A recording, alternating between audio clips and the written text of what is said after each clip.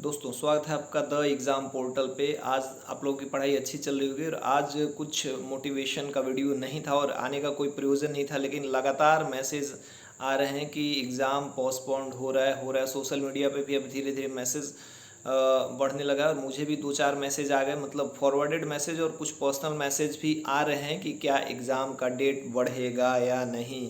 या मतलब जैसे इसमें सबसे मेन जो कारण है, कल एग्ज़ाम बढ़ने के पीछे कयास इसलिए लगाया जा रहा है कि 65वीं मेंस और जुडिशियल का एग्ज़ाम का जो डेट था उसको बढ़ा दिया गया है।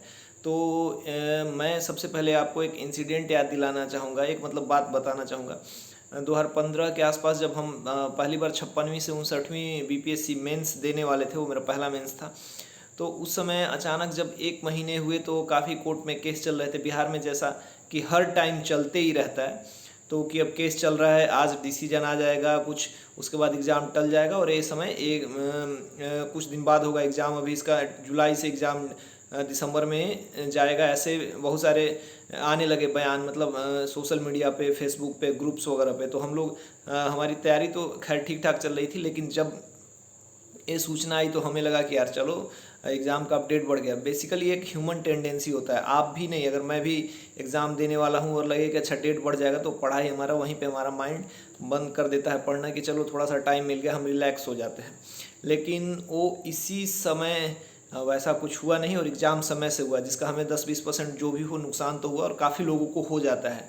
तो इसके पीछे मतलब बाद में जैसे धीरे धीरे हम लोग और थोड़ा सा पढ़ाई किए और थोड़ा सा मतलब जाने, तो हम लोग को लगा कि इसके पीछे कोई एक सक्रिय गैंग होता है जो ऐसे अफवाह फैला देते हैं, र्यूमर्स फैला देते हैं। तो वो उस समय की परिस्थिति थी। अब इस समय की परिस्थिति में आते हैं। बीपीएससी का मेंस और जो जुडिशियरी का एग्ज़ाम में किया गया, उसके पीछे कारण क्या था कि सेंटर नहीं मिलना, क्योंकि इस एग्ज़ाम को लेके अभी सेंटर निर्धारण की बात चल रही थी और हर जिले के डीएम से सेंटर मांगा जा रहा था कि आप हमें सेंटर प्रोवाइड कराइए। तो सेंटर चुनाव को लेके और कोरोना को लेके थोड़ा सा ज़्यादा जगह चाहिए था, तो उस हिसाब से सेंटर मिल नहीं पाया और इलेक्शन है, इस वजह से ट्रेनिंग वगैरह शुरू हो गई। इन चीज़ों के लिए जुडिशियरी और मेंस का एग्ज़ाम कैंसिल कर दिया गया है। अब दरोगा मेंस के बारे में अफवाह उड़ रहा है कि कैबिनेट मीटिंग चल रही है, ट्रेनिंग कराया जाएगा। तो देखिए, सबसे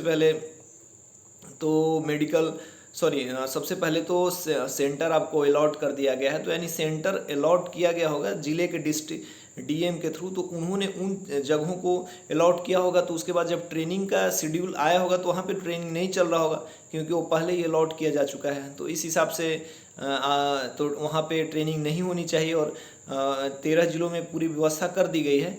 तो इस हिसाब से तो वहाँ एग्ज़ाम होना चाहिए, मतलब एग्ज़ाम का एडमिट कार्ड निकल गया है, मतलब एग्ज़ाम होने के 99% चांस है। देखिए 1% चांस पे मैं भी बिहार में अब कई सारे एग्ज़ाम्स में होता आया है, चलिए मान ली कि वो हो सकता है, लेकिन 99.9% समझिए कि एग्ज़ाम होगा, क्योंकि सारी तैयारियां हो चुकी, एग्ज़ाम्स हो ही रहे हैं ऊपर नीचे मिला के। यूपी के भी सारे एग्ज़ाम हो रहे हैं। यूपीएससी ने भी ये कह दिया है कि नहीं, हम किसी भी हाल में 4 अक्टूबर को एग्ज़ाम कराएंगे ही कराएंगे। तो इस कंडीशन को समझिए। जो सबसे पहले मैंने एक उदाहरण दिया कि कैसे एग्ज़ाम का रैकेट चलता है और फिर आप लोग पढ़ाई से हट जाते हैं।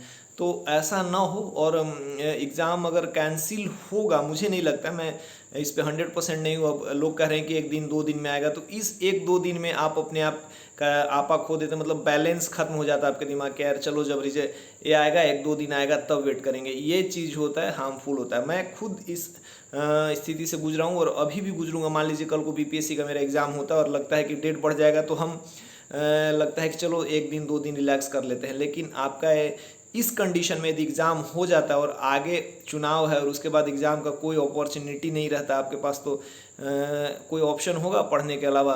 इसलिए इन सब भ्रामक चीज़ों में नहीं पढ़ना है। अगर इन केस 1%, 2%, 5% होता है, मैं 100% ये नहीं कह रहा हूँ कि एग्ज़ाम हो ही जाए ना हो, लेकिन जहाँ तक सब कुछ कह लिया गया है उस हिसाब से जो मैं बता रहा हूँ, तो एग्ज़ाम होना ही चाहिए, मतलब और इसमें कोई ऑप्शन नहीं। मान लीजिए अफवाह फैल गया और कुछ लोग के दिमाग पे तुरंत प्रभाव करता है कि चलो एग्ज़ाम में 2-4 घंटे रिलैक्स कर लेते हैं, तो अभी रिलैक्स करने का टाइम नहीं है, काफ़ी मौका मिलेगा, पढ़ते रहिए। मान लीजिए कल को 1 दिन बाद 2 दिन बाद अगर कुछ ऐसा होता है तो आपको खुद पता चलेगा, और नहीं होता तो फिर बाद में पछताने के अलावा और कोई रास्ता नहीं होगा। फिर आप हमेशा की तरह शॉर्टकट ढूंढने लगो, क्या पढ़ें क्या नहीं।